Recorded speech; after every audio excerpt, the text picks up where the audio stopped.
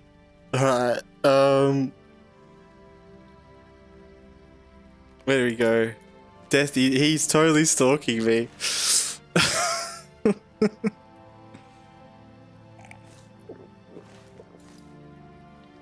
That was just so funny seeing that beam of light.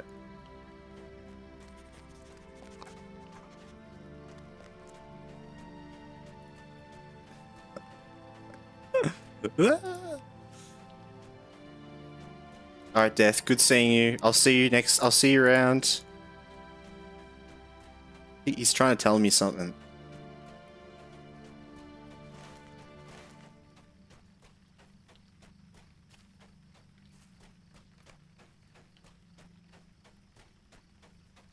Is the camp along the road to the North Downs? Yeah, let's go over there. We might want to do a little bit of organizing. Expert jeweler, can we open these now? We can. Oh, don't need that.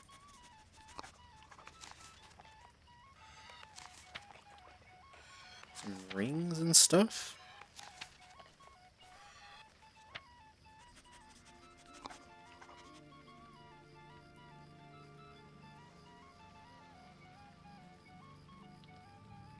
Bands of Numenor, cool.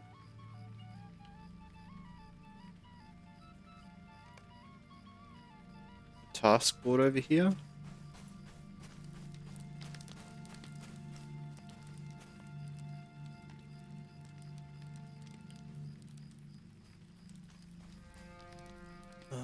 Broken short bows.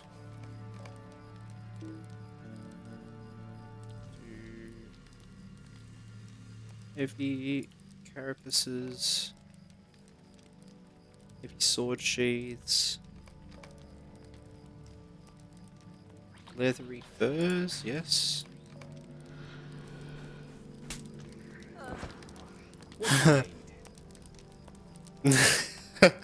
He's taking everyone out around me. That's right, Death. You do what you gotta do. Greetings. I know you really want... How can I be of service? He probably really wants to follow me around because I'm like the ultimate food, you know? It's like I've been cooking in the oven for so long. The higher level I get, I'm gonna get tastier and tastier. He's ready to go. He's not happy with this slop, you know? He's not happy just with these normal accounts. He wants to taste the hardcore.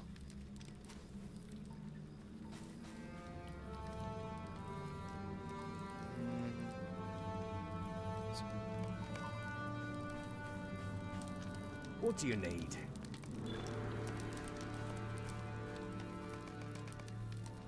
Alright.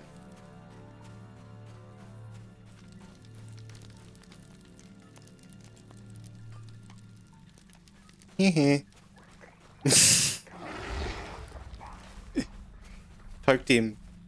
Now he run away.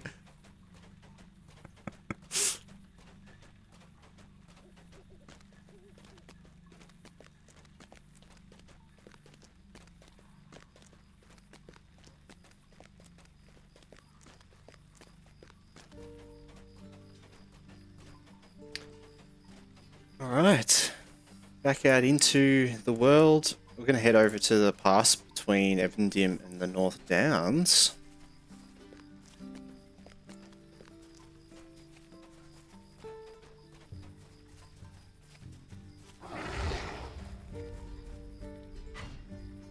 We should surely be nearly done with crafting.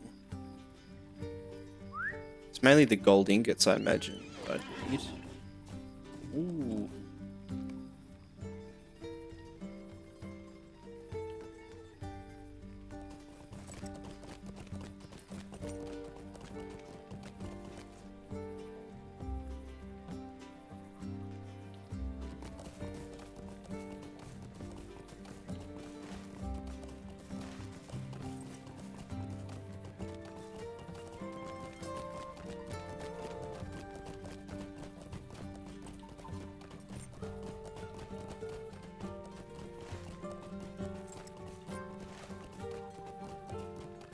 Let's go.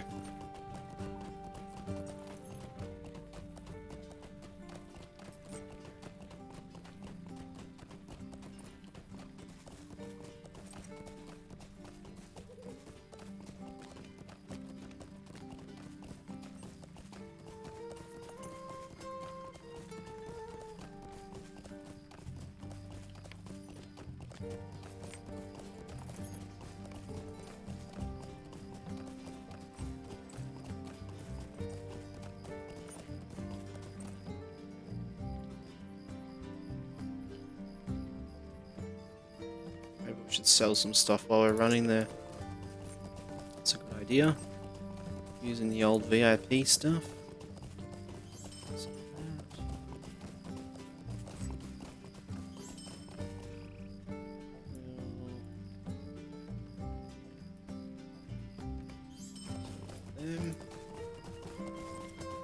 Starting to get into some ghosty territory.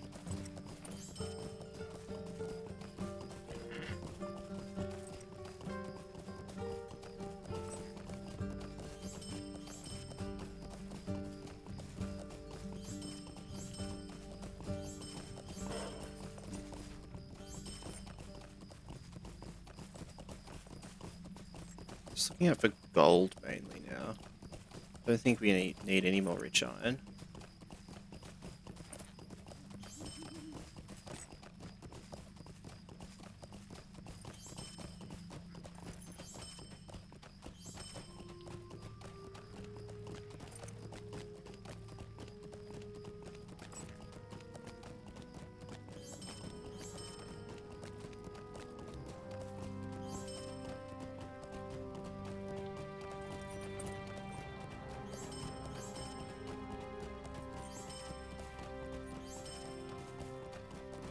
Ah, I should look at weapons from the Evendim trader as well.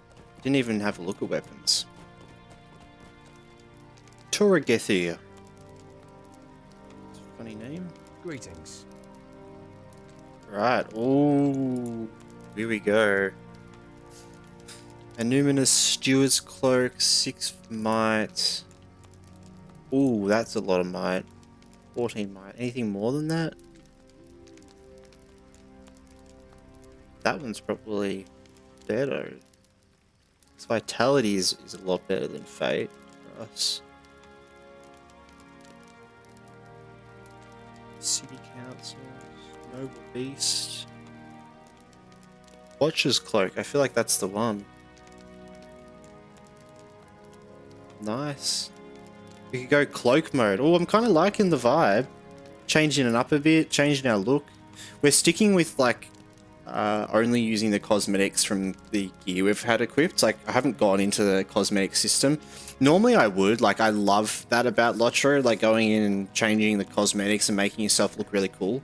But I've kind of loved the idea of just showing exactly what we're wearing on the character because he's hardcore.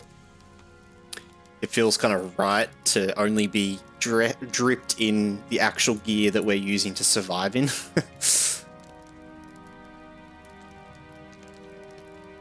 Yeah, that's a great item. 14 might, 8 vitality. Almost want to like figure out what's going to be better, but I feel like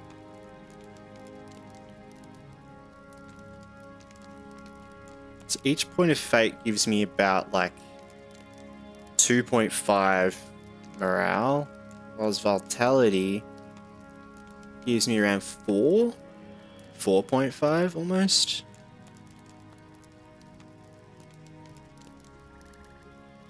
So it's kind of the same health, but with the extra. So they're literally like exactly the same. Okay, they're pretty much exactly the same at least. Oh, but they look different. Oh, well, we're gonna go with this one, right? Surely. Yeah, that one looks way cool. Let me just watch his cloak. Alright. Got some room now. We also have this, which resistance rating could be good.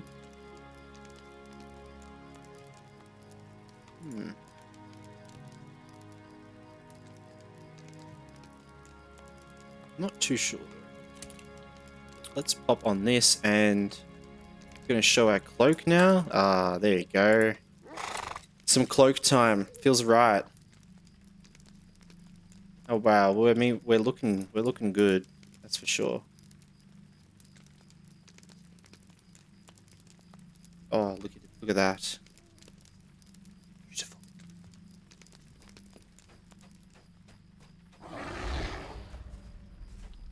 We didn't even pick up his quest.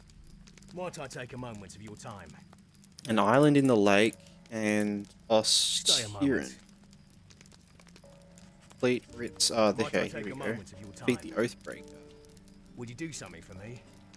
Stay a moment. Resistance is probably not that useful at this level. Yeah, I feel like at this level, just like flat stats, might and vitality is really what we want. And then fate is just giving us like half, like it feels like fate gives us like half the health that vitality kind of gives us. There is all the extra things as well. Like, and vitality, I guess, gives us... Yeah. It's actually more than like half. Yeah, vitality gives us more than double what fate does.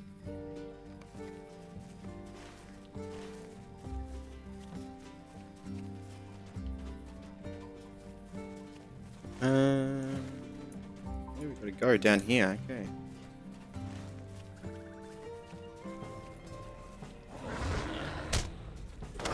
Yeah, fate usually gives power, but because Bjorni doesn't have power, they get morale instead. Right, that makes sense. That makes a lot of sense. Just like an extra morale. No wonder Bjorni gets so much morale then, because we just have like an extra stat that gives us morale. I imagine they balanced like vitality down a bit because of that, but I definitely have a lot of health for my level, I feel like. So we're gonna collect.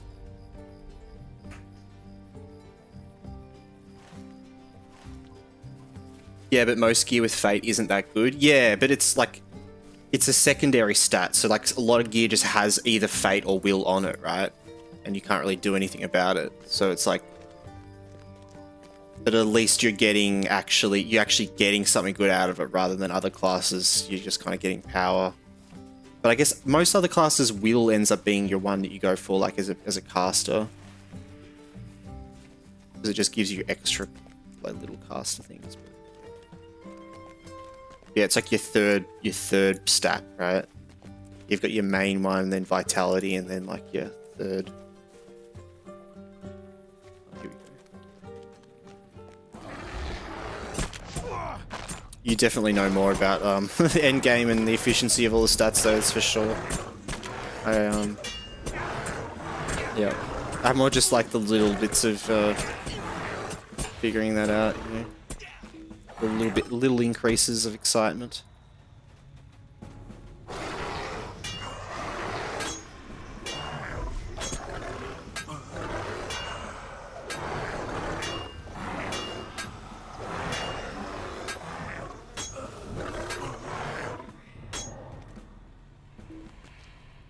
Where'd he go?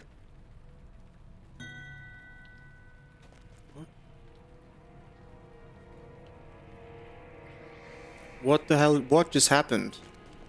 Did I just get like phased and then Death just whispered me?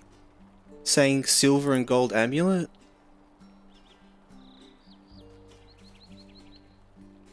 Why is Death whispering me?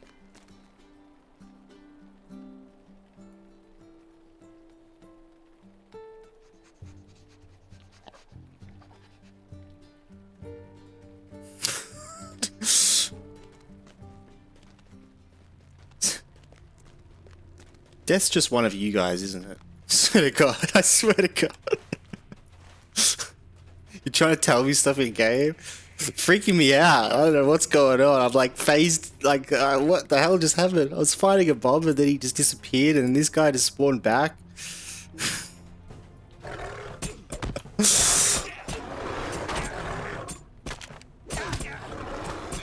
Oh, that's you! You cheeky bugger. I knew it.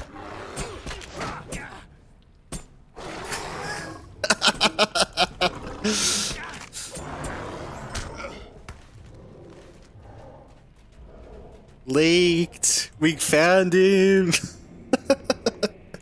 God, that is so funny as well. Dude, that's so funny as well because earlier you were like, oh yeah, he normally hangs around at like the party tree. And I was thinking like, how do you know so much about this guy? Like...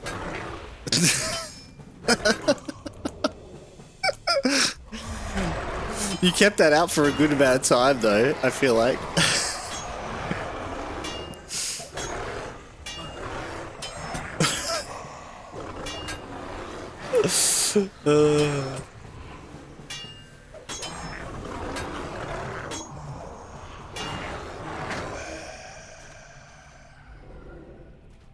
I should actually look at that item.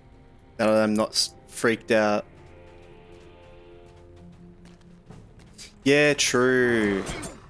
I remember looking at like gear and thinking, I think it's kind of funny with that. Yeah, right. Amulet like only has vitality on it, like no main stat. I was wondering if it was you because of the party tree thing. Yeah.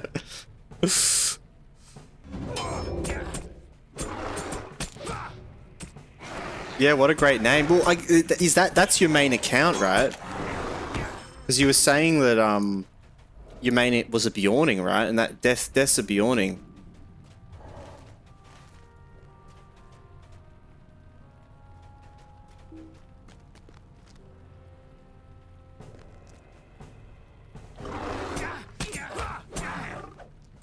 Well, having no main stat is a bit rarer. They usually just do that for gear that every class would use. Oh, okay. And then like balance around that or something. Yeah, Death's my main. Nice. Such a good name. I'm assuming did you transfer over from like one of the other servers like Arkenstone or like one of the other sort of US ones, I imagine? Because I imagine when you did that, you'd be like, you were doing it on the day, trying to make sure that you got that character over. Remember, I had a couple of characters I was even like, oh, I need to make sure I get that over. Someone could just yoink that name at any second.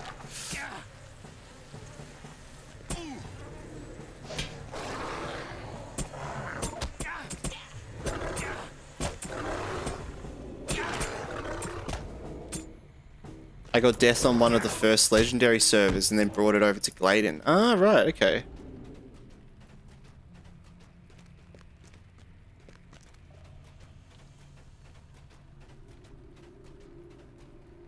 Because on Gladen, because we're on Glamdring, aren't we? Or can you do server layering?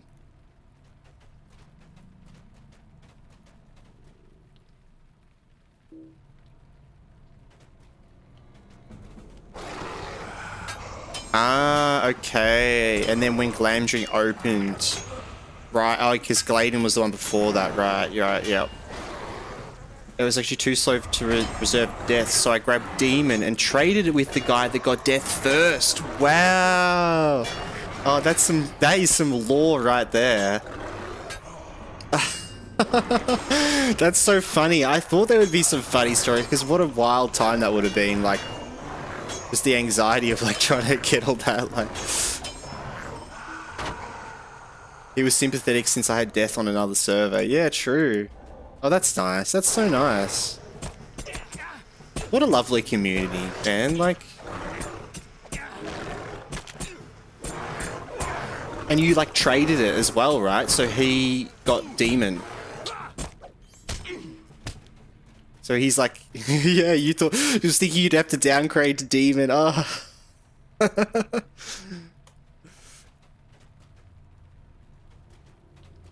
And now that guy's your minion.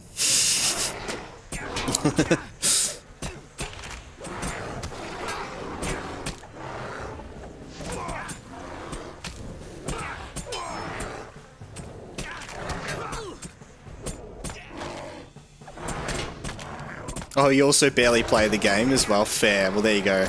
Well, that's really nice that he traded that then, because yeah. You don't think you've run into him since, true.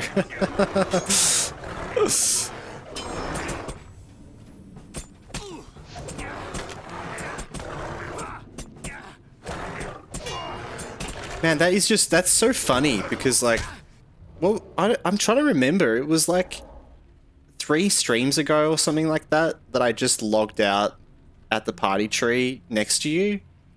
Because I saw you there and I was like, oh, sweet, perfect. This is a perfect little moment. Like, we'll just stop here next to Sauron, next to Death.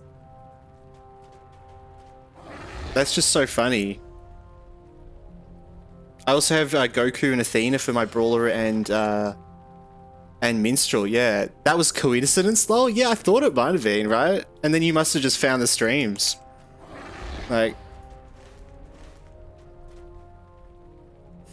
That's so funny. Athena, that's a great name.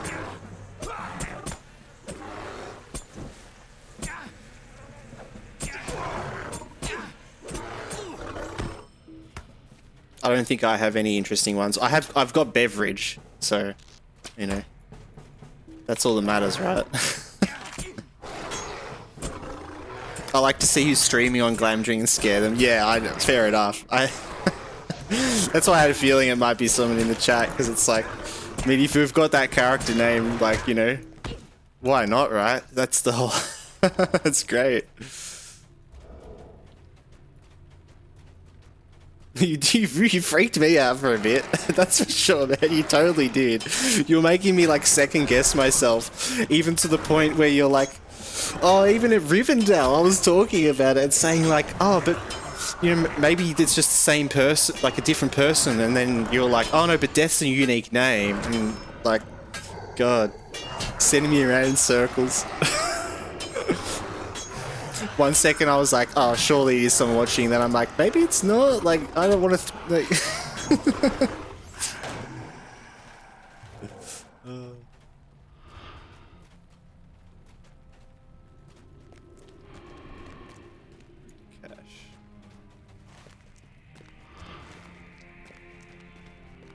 Well, we just need these, like, writs of honor, which...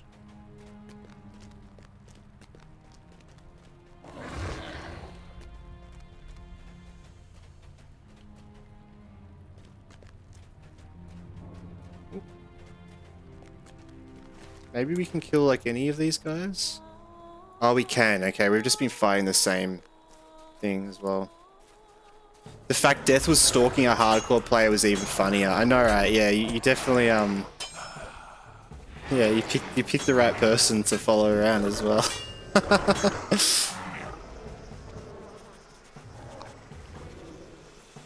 It was funny, I caught a streamer yesterday just starting Moria, so I was able to guide him through how to use legendary items. Oh, that's cool.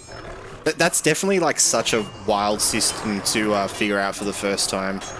I think the only reason I know all about it is because I was around when Moria came out as a kid and, like, playing it, and was, you know, went through probably a month to figure it out as a kid, you know, as you do, learning things as a kid. It takes you forever.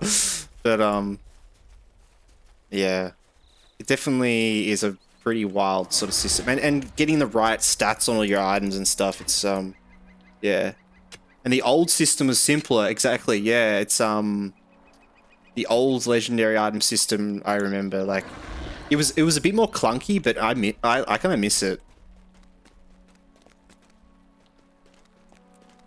It's nowhere... Oh, there you go, Raim. Welcome to the chat, by the way, Raim. It's nowhere near as bad as the old Allies rework. You need to understand properly and look at relics, item slots, and weapon slots. Yeah, I don't know. I like, just enjoyed, like, the interface and the interaction with it more. I think the...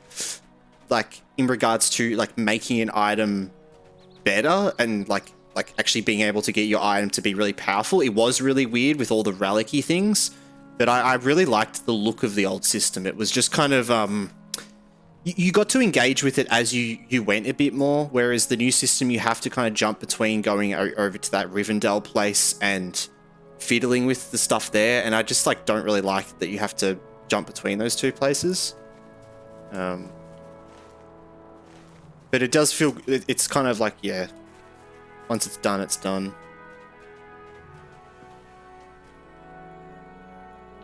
How can I be of service?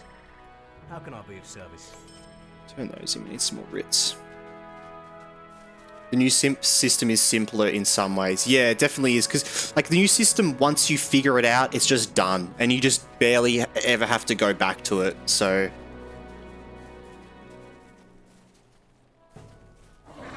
But I think learning it for the first time, it was easier to learn the old system with no understanding of it at all.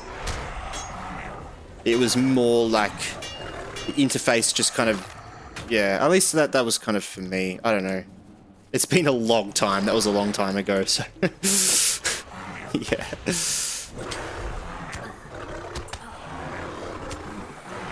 You also need to quit your job if you wanted to have ults for max allies. True. Yeah, I never really got into like the actual endgamey content for it, so I wouldn't really know actually like how bad that old system would have been when you were actually like trying to make good items. I just remember like leveling with it. I kind of liked it, but.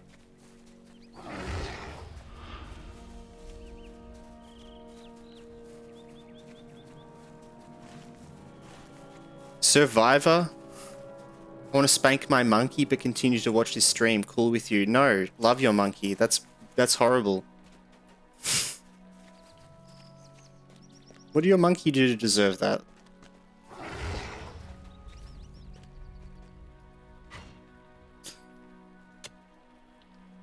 Getting rid of weapon swapping was a blow to enjoys, but right.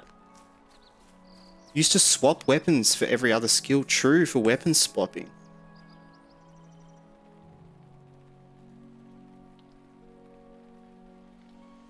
That the ally system was super pay to win and too grindy. True, true. And I can definitely see that. Because, yeah, you did have to do a whole lot of weird... Because you had to, like, buy slots for it and all that sort of stuff, of course. Yeah, that would have sucked. I think I played it when I was, like, a lot younger, so, you know.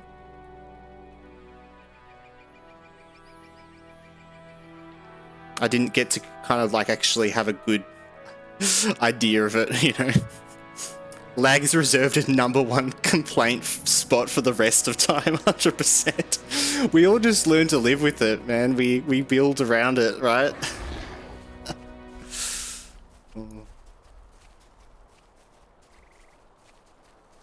Survivor at YouTube, slow down, buddy. You're forcing a bear to run. Sure. Whatever you say.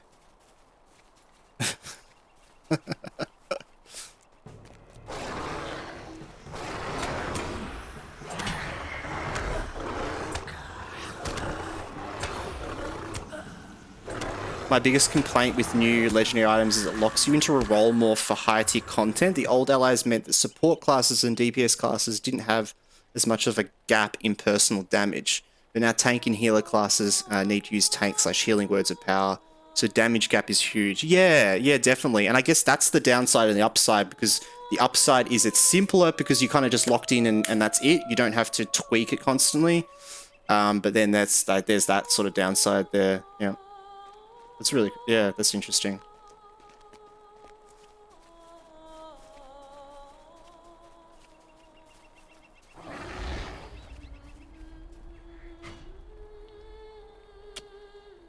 Yeah, the same thing with relics and weapon damage tiles, but now you get to build for your role more.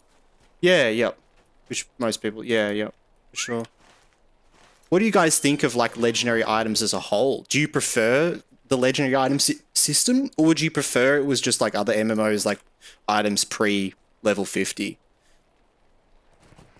Because I find like it's quite hard adjusting to that once you get into Moria and that change and that realization that like I'm never going to get drops or gear or anything that's better than the legendary item.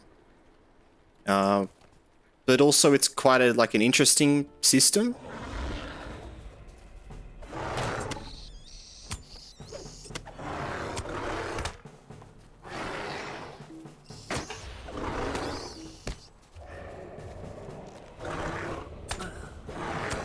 Alright, calm down, Survivor.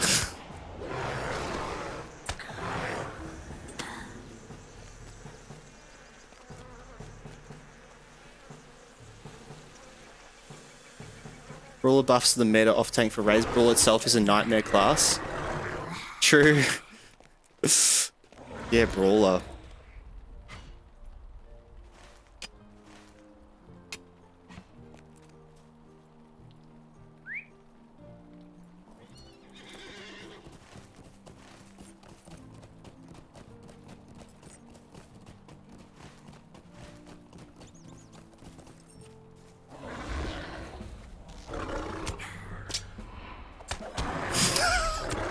Designed by a guy who played Windwalker Monk on WoW for half an hour while tripping on acid and then tried to recreate it in LOTRO. Very true. Very true.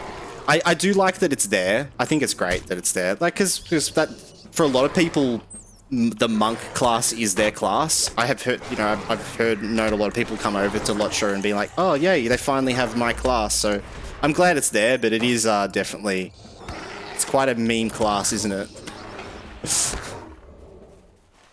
Personally, I can never get around a class that your fists are your weapons. Like, I need a sword in my hand or something. Like, come on.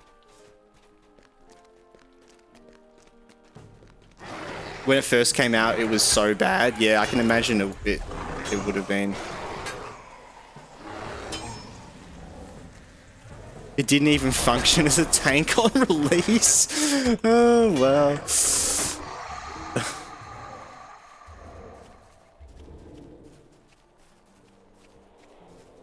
We got it.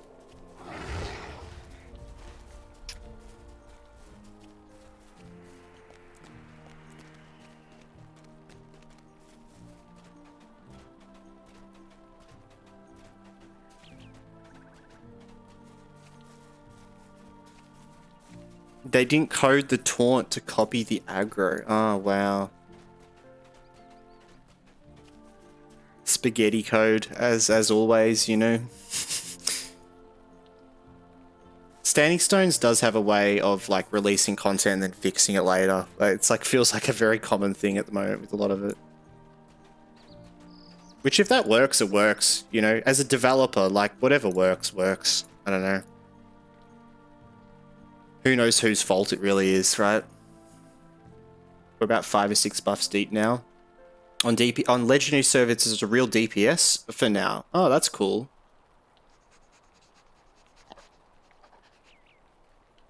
We're a Captain Herald. Yeah, every game company does that, to be fair, exactly. Yep.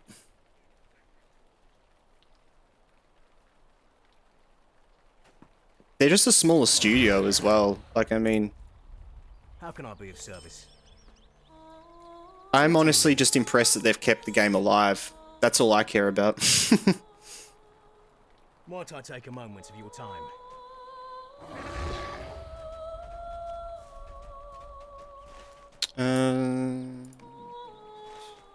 Done. We can head back over to Tinadua. Lovely. They're working with what they got. Can't hold it against them. But I do feel like they slack a bit when it comes to class balance at the end. For sure. Yeah, definitely. Look, and I think like you'd know more than anyone, you guys as well. Like, you're actually in that sort of endgame thing. I would have really no idea about that. For me, Lord of the Rings Online isn't a game that I like enjoy that late content, because I find that it doesn't have what I want out of that sort of thing. You know, I play a lot of different MMOs and different games to get those different things, you know.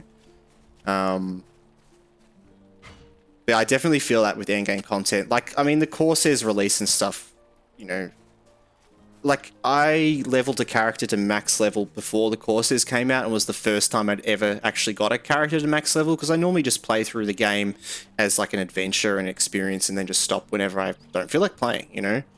It was the first time I actually got all the way, and it was a bit upsetting, like, getting all the way and then Corsairs coming out and it just being like unfinished when it released and not really ready. It was just kind of like, okay, like, but I felt like I kind of set myself up for failure in a way, knowing that I shouldn't really expect it to be incredible. That's just how it goes, you know?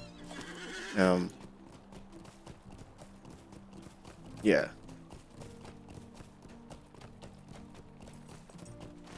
Alright.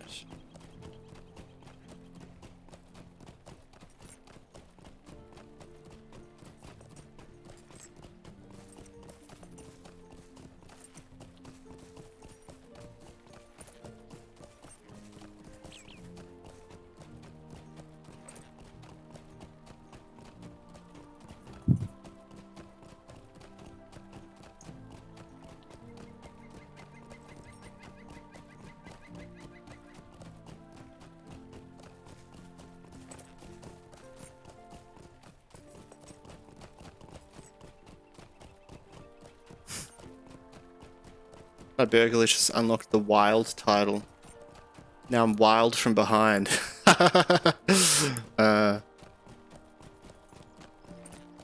This name. Yep.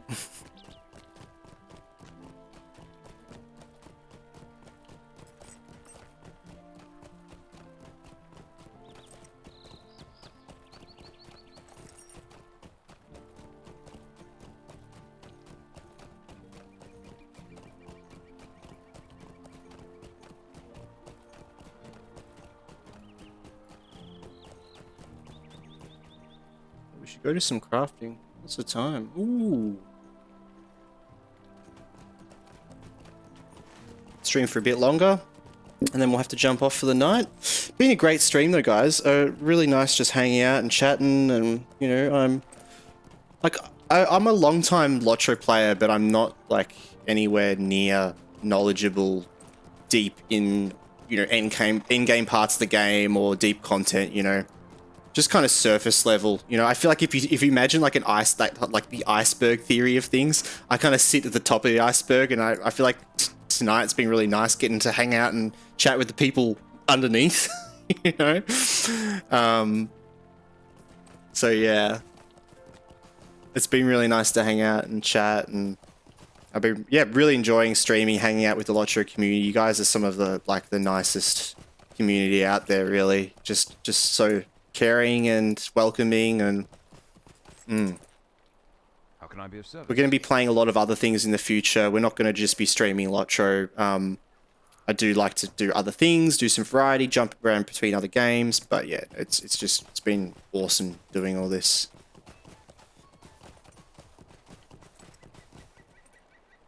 Wow, you did all the deeds in the Wildwood? I think I did that on my main. It's a good title. Oh, is that what you got from the Wild one? Yeah, wow. Well, we were thinking of going to the Wildwood, actually. I really like that area. I've played forever. The legendary servers are much more fun for me these days. I refuse to do the VXP grind at... Virtue XP grind at 150, soon to be 160. Yeah, fair enough. Fair enough. That grind is hardcore. I was deployed from basically Minas Morgul to Umber, so I missed so much. Yeah, true. Oh, look who's here.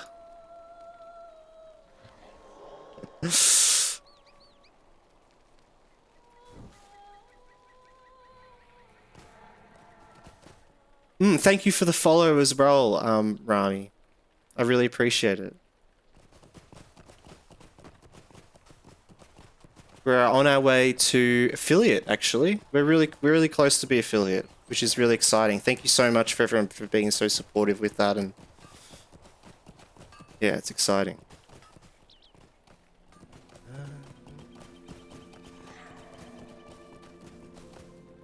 Azrathor, thank you for the follow. Well, there it is, guys. That's it. That's 25 followers. Oh, thanks so much. That's awesome. We're probably only like one stream off affiliate then, I feel like, because we just need to hit like 3 average viewers for like one more stream, and then that's it. And I'm pretty sure we've hit that today. We needed like that 2 more times. So yeah, that's awesome. I really appreciate it, guys. Thank you so much.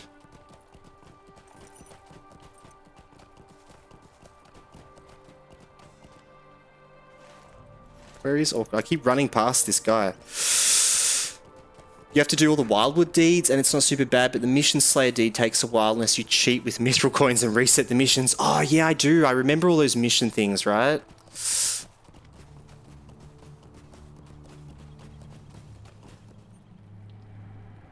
It's ramen, just a random way to spell it. Okay, ramen, I see. Okay, yeah. I like it.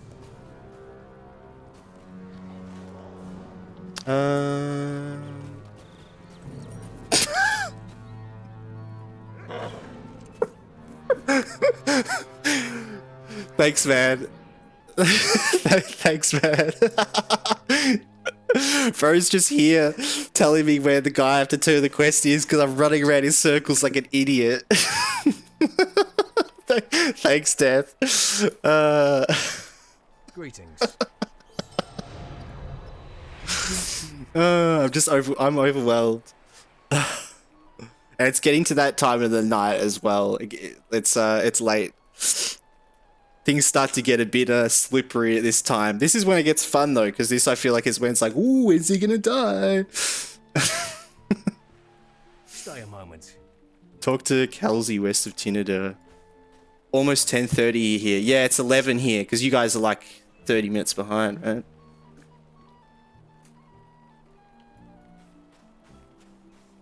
So it's not super late, but I'm a tired man.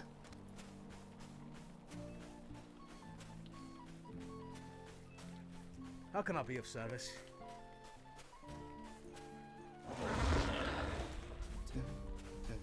Let me talk to him again. Weird half-hour time zone that makes time conversions annoying. I know, right? I always find that really confusing. And how like other states like Queensland and stuff as well is always a bit different, but on the different times of the year, like it's, yeah, I don't know.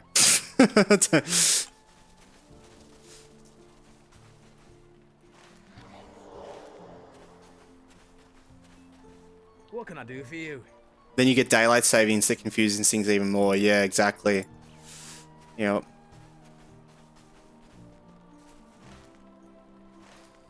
We started a visa to Australia to move there 3 months ago, but then looked at rent costs for Gold Coast and quickly changed our minds. Yeah, true. Yeah, it is really expensive. At least just in Victoria as well. That's all I really know, but it can be pretty expensive rent and all that. You guys charge rent weekly there. That is bizarre. Look, the thing is as well, man. Australia is a huge place. Like Victoria, South Australia, West Australia, New South Wales, Queensland, you know, Darwin up in Northern Territory. It's like completely different worlds. Like we all have issues with each other a lot of the time, like in weird ways. You know, people in one state are like, like them, and you know, it's like the classic thing in a lot of people in South Australia have like a lot of different way of saying things, right? It's like the whole like castle and castle and stuff like that, and like, you know, oh, I love that outfit.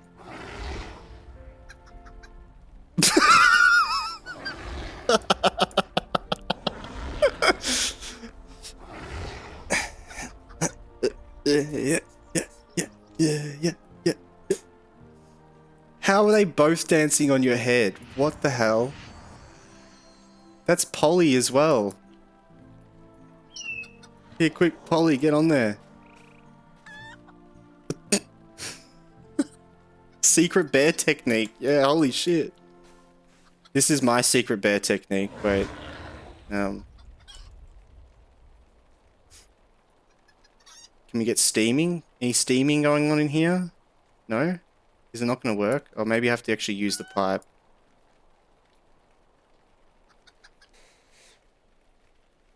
There you go, steaming.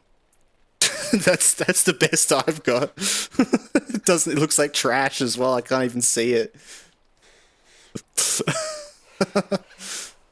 I love that you're like a black bear as well.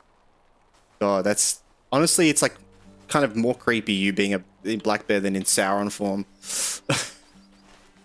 Ostforward. Alright, we got to go up to Ostforward. We'll do that, and then we might do some crafting up at Ostforward, and then probably jump off up there. I did want to check the weapons over here, though.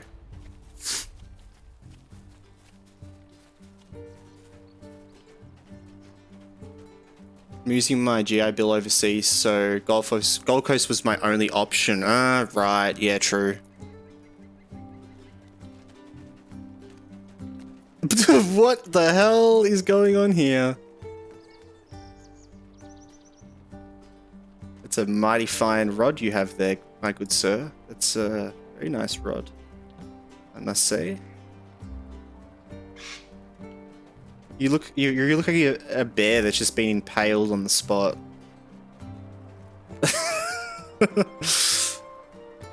What do you need? Alright. Weapons, I want you to look at. Okay, so we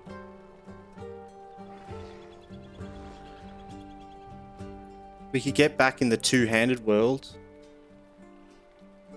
Honestly, I feel like dual wield is better though. And I mean, you guys could probably answer that for me, because I think last time we were like weighing up like dual wields and two-handed. But I feel like dual wield's just better, especially leveling, because we get more stats out of it, right? Yeah, cool. I did think so.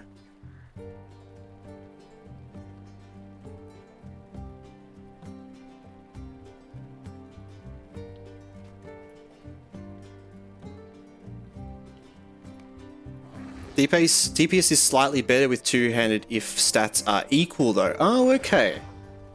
That's cool to know.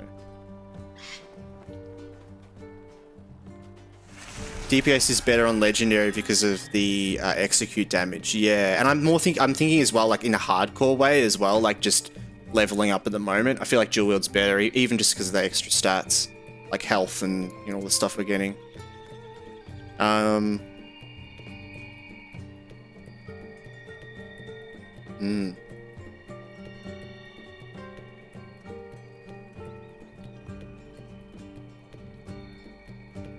You're a bear, you're fine. Yep.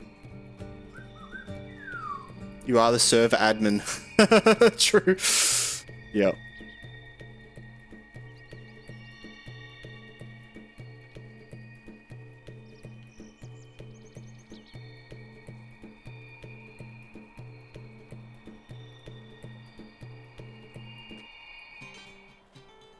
Let's have a look at that gear. Ooh. Now I get to out all of your cool outfits. Oh. Oh. Nice. Nice. Hot. Damn. Nice. Oh, that's like something out straight out of Dark Souls. That's cool. That's cool. Damn.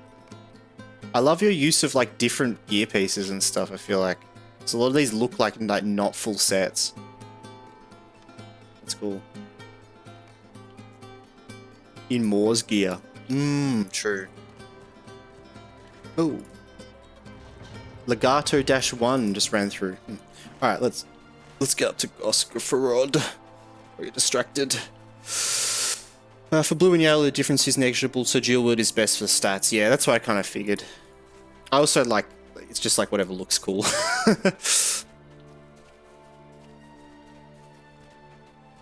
It's more impressive to die on a bear than to not die. Yeah. I mean, we're playing on max landscape as well, so it's a kind of a bit different. We pull a couple too many mobs and get one bit of lag and it's over. Or we fall off a cliff. It's the problem with having a class that moves so fast, is it's like, oh look, I moved so fast and oh, now I'm off the side of the cliff.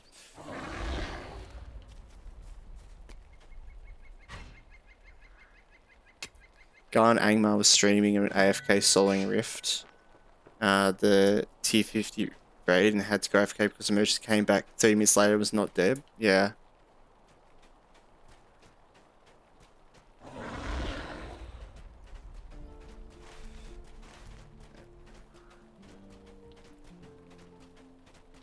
I tried it on Burglar and Angmar and died instantly to a wolf, yeah. It was definitely hard early on as well on the Bjorning.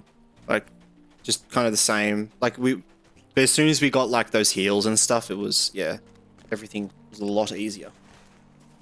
But the first like couple of streams as well, we were lagging like so often. It was like, it was brutal. I was so thankful to have all those heals. Long time Warden main, yeah, nice. I do really like Warden. Warden though is the one class that is just so hard to play with 200 ping. Us Aussies like can't. Yeah, Warden's great, but it's just, and also server lag as well. It would be the same, yeah. Lived in Japan for a long time, and it was near unplayable. Yeah, yeah. That's what happened to my landscape one as well. I enjoyed playing it, but then it was just too laggy, and I was like, it's just too stressful. Like,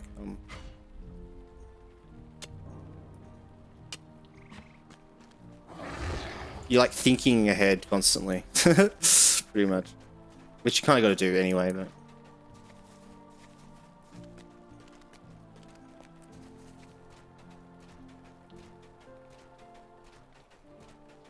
you're a brawler main here on Angmar, nice.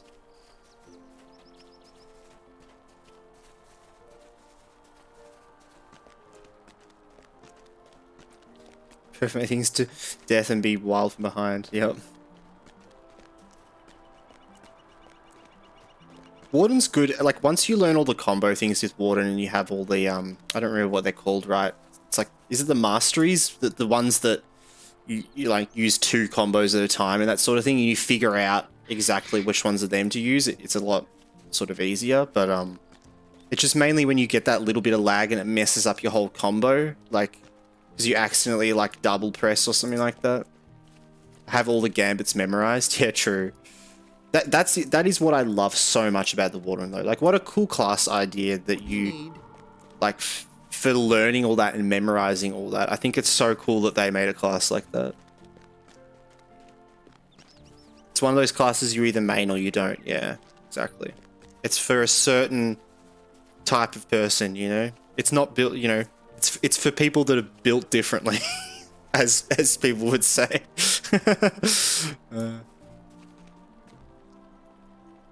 Greetings. Might I take a moment of your time? Cool, so we've got this quest here to, like, assist all these people.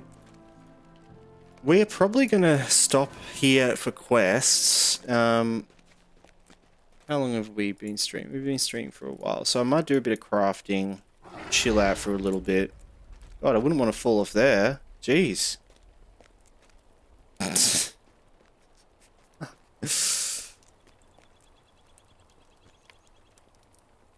Let's just do a bit of crafting and chill out for a bit.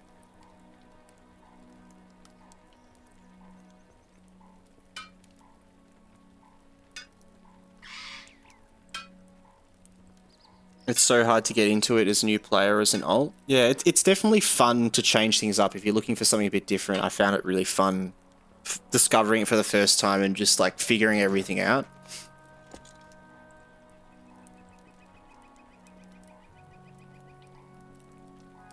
Burger is the same way till the rework. Now you can train a monkey to do it. Those gorillas at the zoo could pass on Reg Burglar.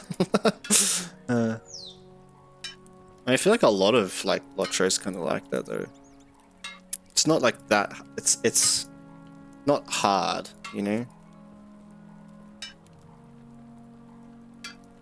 You just can make it harder by playing certain hard things. Like what we're doing right now.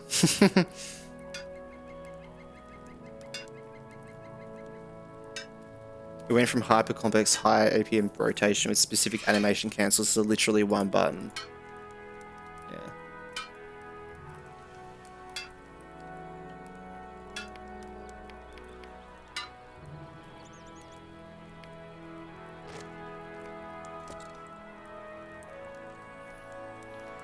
Nice.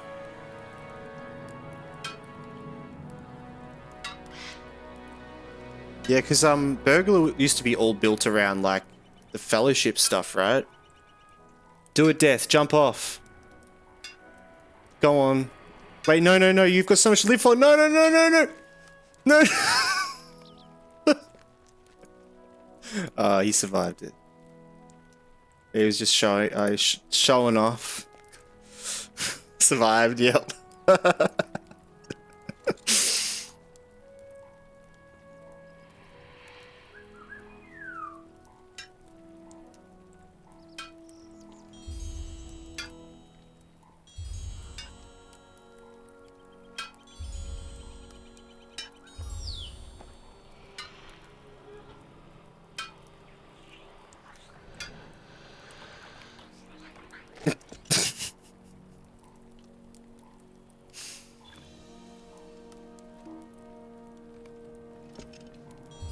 I was just seeing you.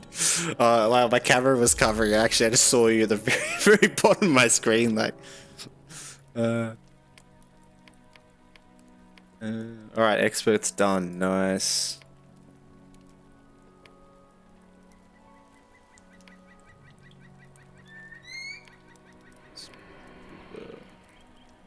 Ruby Ranker.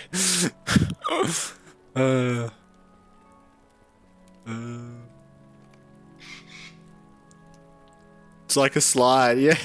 Poison. Seems like 100% safe jump. You not.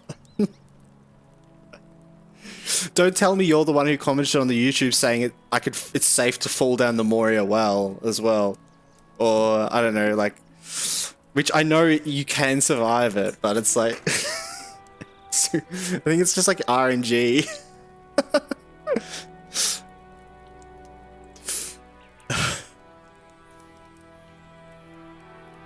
Again.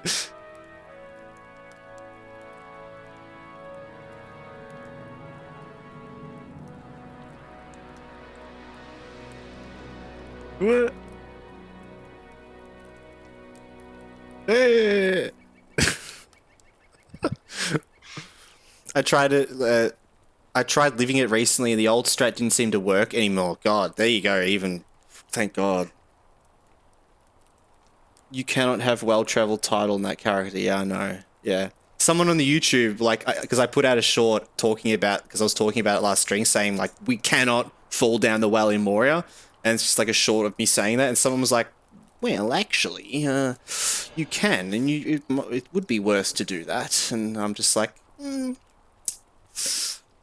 we're okay. I think we'll pass. I'm sure you might be able to, but like, yeah, that's oh god, I love it though. The risk reward by that time you get to that level seems not worth it. Exactly, yeah. I was kind of thinking it's like, well, if you think you can survive, then go do it. Like, you know, that's some piss drunk at 3 AM after 100 donut attack. Yep. Yep, that's it.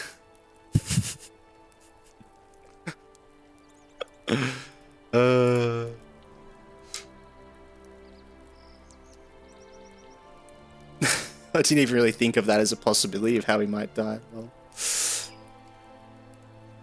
no way. Oh, we're not getting stupid.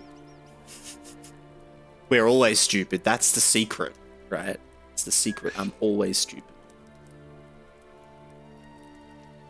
I love how the start of this run was just survive for a while, hopefully, but now it's looking at all the quests you have to avoid. Yeah, like, I mean, that's the thing. When we started, it was like, all right, this seems like a cool little idea. I wanted to, like, get into streaming and, yeah, like just get in. Oh, death has been defeated. Uh-oh. Uh-oh. Uh-oh, guys. Uh-oh. This is, God, seeing that pop up down there, oh God, that gives me the heebie-jeebies. But yeah, I mean, like when we started this, I just had no idea we were going to survive this long at all. I just thought it'd be a fun thing to try, but and I wanted to get into streaming, and like it was like, oh, I love Lord of the Rings Online. This is like one of my favorite games to come back to and play, and I'm a really big Lord of the Rings enjoyer as well, and so yeah. But it's just kept going and going, and now I'm like, I reckon we can survive to the end, you know? Right, this guy here, Russian guy selling shit at 8 AM on a Tuesday in trade chat. What the fuck is he selling for 500 gold? 17 Slayer and skill deed boosts.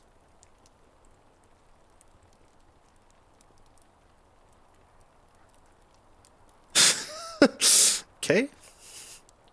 Demorat over in YouTube, welcome in, said, love this challenge. Have you tried other classes? I have not, no. This is the first time I've tried doing hardcore.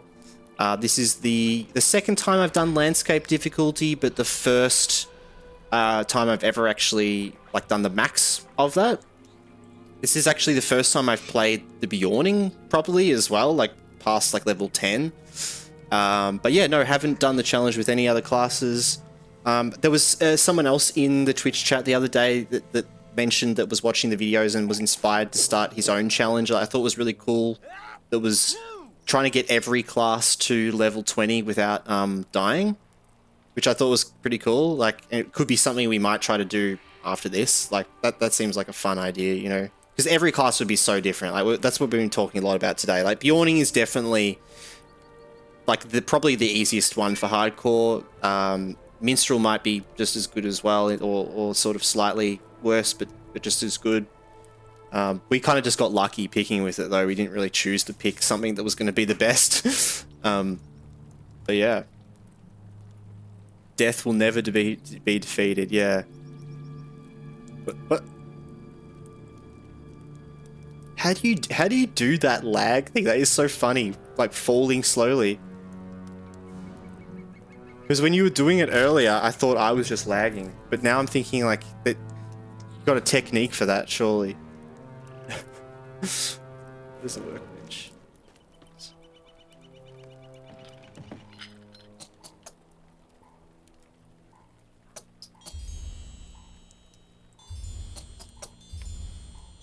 We're gonna need more gold. There's a tech to lag your own client like crazy. Ah.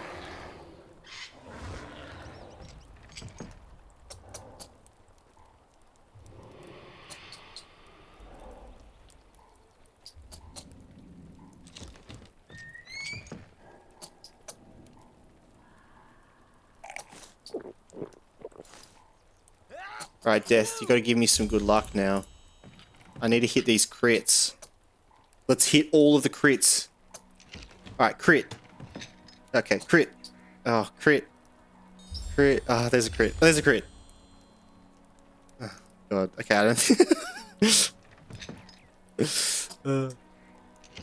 Demore over on YouTube says, I just got my red burglar up to 25. It was definitely tough the first 10 levels. I felt like I was so weak. Now not as much. Yeah, nice. Awesome. Glad you're enjoying it. Is that playing with any sort of like landscape difficulty or anything like that?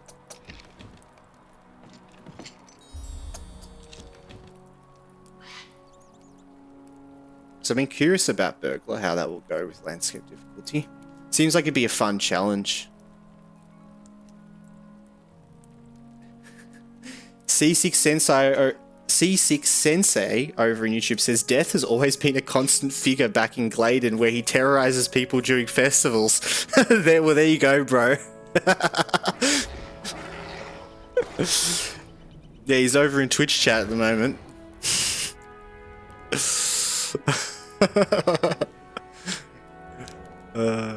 I've met the real celebrity today of Lord of the Rings Online, that's for sure.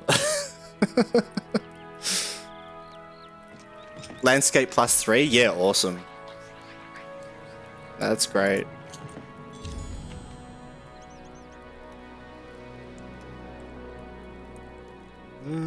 Alright, well, we're gonna have to get more gold for that. Alright.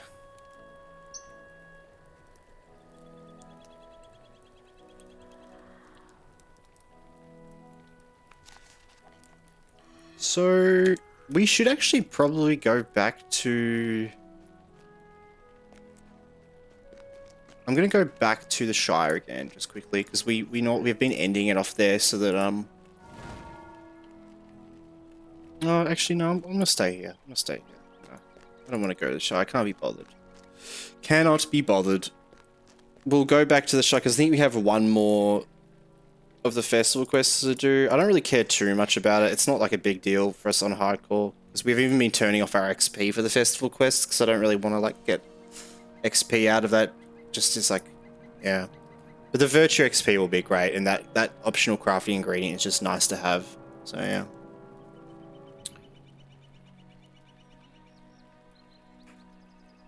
Ramen says, yeah, Burglar is the worst landscape class from my POV. I've leveled them all to max 90-ish. Yeah, okay. But I guess what do you mean, like, worse in what way? Because I guess, like as in worst at surviving? Like, getting through it? Because, like, I feel like, I don't know, depending, like, all the classes are fun in different ways. Yeah, it would be a bit tedious. Yeah, like most difficult to survive. Okay, yeah, true. Yeah, well, it makes sense though, doesn't it? Because I guess you don't have like any heals, I assume, on a burglar, so it's kind of similar to like a guardian or something like that. But you're in like light armor, I imagine, so you're just really squishy.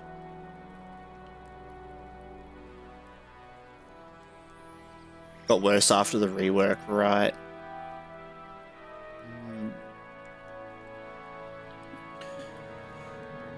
Well, cool. Well, I'm thinking we're gonna be jumping off for the night. I was thinking of seeing if anyone else is online and doing a raid.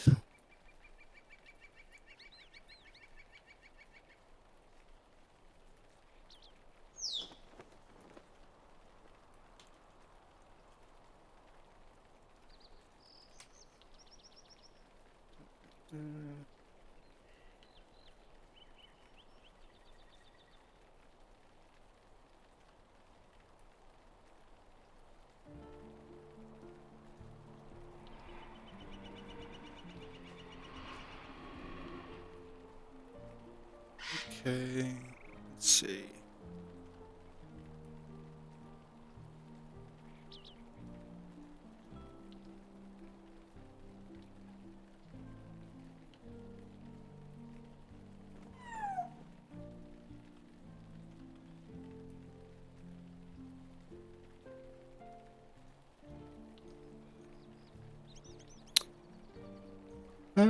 Alright, let's have a look.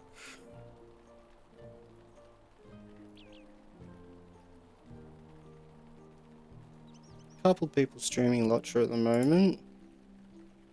Kickle's doing a highest difficulty level, that seems cool. Seeing how far they can make it. So yeah, I might send you guys over to Kickles. If there's anyone has any suggestions of people as well, like people play LOTRO or anything like that, I'll definitely pop them down, take that into account. I'm really new to the sort of the Twitch community and stuff, so trying to kind of get an idea of who's who and who we can sort of raid at this sort of time. I know Gantaran raided us last time. We've been kind of looking out for him to send him a raid, but he's not online at the moment. But yeah, we might send you guys over there. Just make sure I remember how to do all this.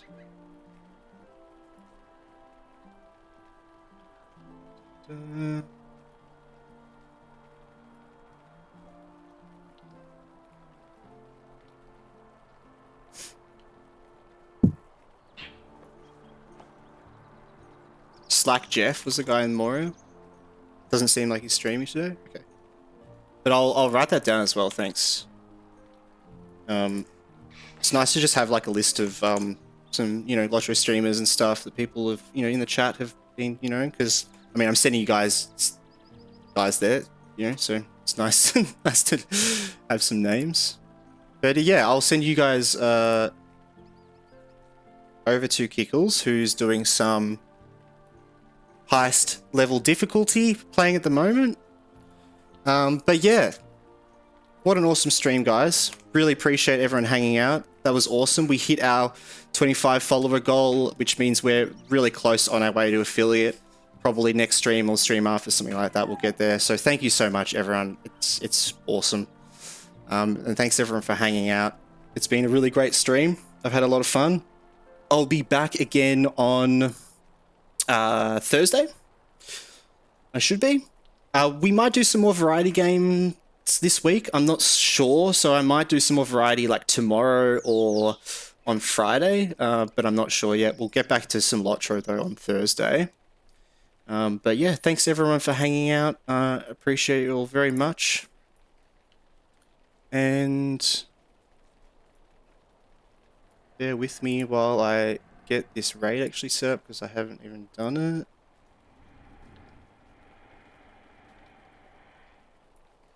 I'm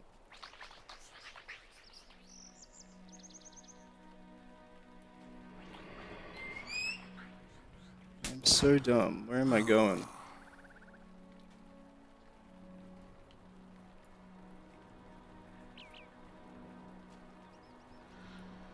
There we go. Okay.